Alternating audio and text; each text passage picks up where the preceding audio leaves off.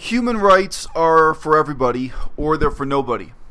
I remember there were debates at the time when the first scandals were breaking about the use of torture by the George W. Bush administration in Afghanistan, in Iraq, etc.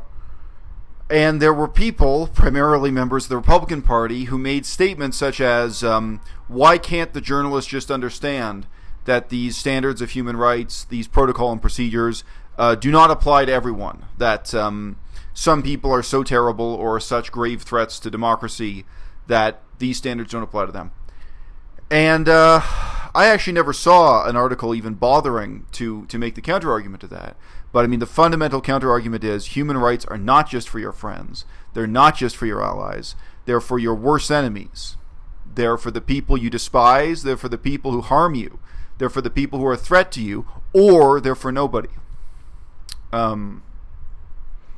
That's a tremendously important principle that helps to separate the modern world from the barbarity of the medieval world. It is a supreme irony that right now Durianrider is being accused of having sex with the same woman that he accused me of having some kind of sexual relationship with. The same 16-year-old in Chiang Mai whom he very inconsistently and incoherently implied I had some kind of sexual attachment to. You know, you can read the actual messages. They're absurd. I have seen comments he made on the internet where he spells it out a little bit more clearly. But he kept it vague, he kept it incoherent intentionally so that it would be very hard for me to defend myself. But he was constantly insinuating that I was contacting underage girls in Chiang Mai, and there only was one underage girl in Chiang Mai, and so on. And he would never answer the question, what do you mean by It was ridiculous. Most of you guys watching this already know that. Okay? Now what? A few weeks go by. Not only has Durianrider been accused of very serious sexual impropriety, he's been accused of having sex with the same woman, the same girl, the same young woman, whatever you want to say.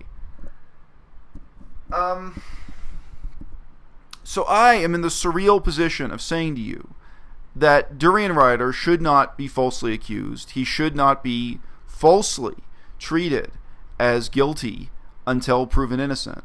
For the same reasons that I should not have been falsely accused, I should not have been defamed, I should not have been treated guilty until proven innocent. Now, there are differences between the two situations. Durianrider has met this girl. They've spoken. They're on videotape. They've spent time together. I think they've been on bicycle trips together. Like that's not a false accusation. They know each other at least. When the allegations against me were made, part of what made them so absurd was that I had only been in Chiang Mai for a few days. I had not met or talked with any teenagers. The only people I'd met and spoken with were people you've seen on this same YouTube channel. I met with Jake Eames. I met with Leah. And, I'd only been there for a couple days. And I didn't have a girlfriend. I didn't have any romantic contact with anyone. Now, you guys know this is only part of the story. The other allegations, this guy just made up out of thin air that I'm a wife beater, that the reason for my divorce is that there are criminal charges pending, and now I have to prove myself innocent. So everyone knows there was real malice, real misconduct on Durianrider's part that is totally different from what's happening now with people on the internet jumping up and down to accuse Durianrider of having committed some form of sexual impropriety.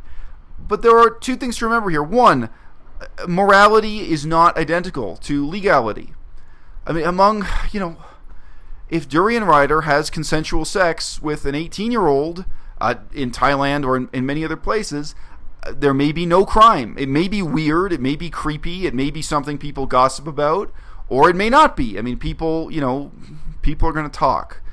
But it may really be that he has done nothing wrong. And it is tremendously important that you appreciate that he should be treated as innocent until proven guilty. And even in my own case, even in his making threats against my person, even in his defaming me, even if it is his, insulting my mom, you also have to appreciate that it's possible that he is not guilty of any crime whatsoever.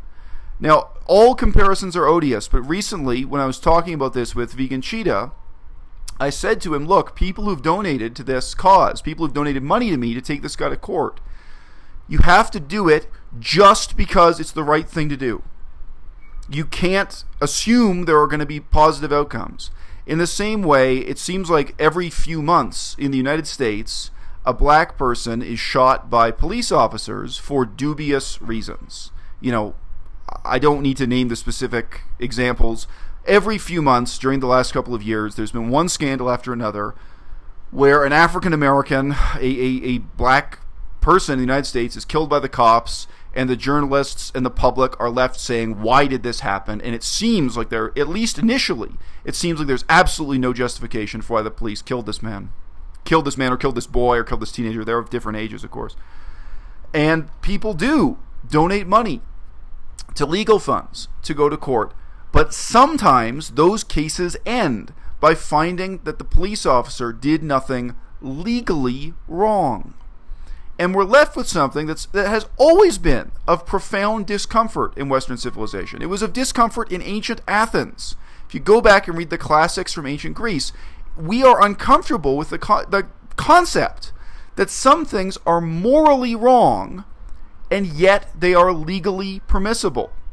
If Durianrider has a girlfriend who's 18 years old, I don't know that he does. I have no reason to even think that. There is no evidence. People are just making up garbage on the internet so they can try to get views. And some of them are making it up with malice in their hearts or what have you. That's another story. Maybe it is morally wrong. I mean, I think gambling is morally wrong, but all over the world there are places where gambling is completely legal. My perspective, I can come on the internet and I can tell you I have a cousin who was addicted to gambling and it ruined his life and it impacted his whole family. I can come here and make that moral argument, but my cousin never broke any laws. He became a gambling addict and he gambled in completely legal casinos and, it's the usual story. And it is a tragic story. It is sad. And yeah, I don't know, a guy Durianrider's age, he's only a couple years older than me, can have a love affair with a much younger woman, and maybe it's tragic for him, and maybe it's tragic for her, and maybe emotionally and morally, maybe there are all kinds of themes you can write a novel about, or reflect on, or philosophize about, but there may be absolutely nothing illegal about it. And again, I've asked people to donate money to support my legal costs, and I thank you. I've thanked you before. I thank you again. I hope you donated because it's the right thing to do, because you care about the future of veganism, because you want this to become a movement in which it is not normalized, in which we don't accept as a matter of course defamation and threats of violence, right? Because there was a long period of normalization where these things happened so many times to so many different people that there was almost an indifference. People would shrug their shoulders. Oh, Durianrider called someone else a fake vegan. Durianrider said someone else was on steroids.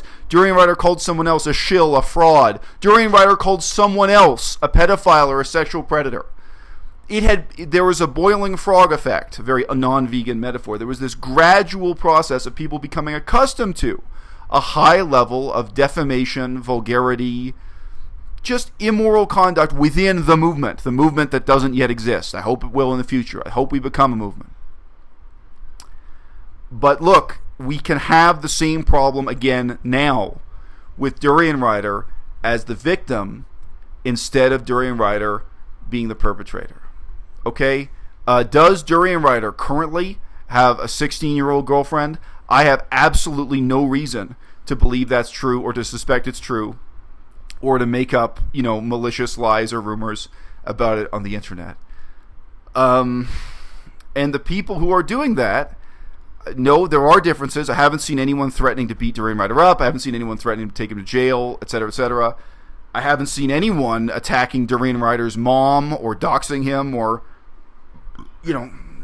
obviously Durianrider takes these things to such an absurd extreme that we can't easily compare him to his critics and detractors.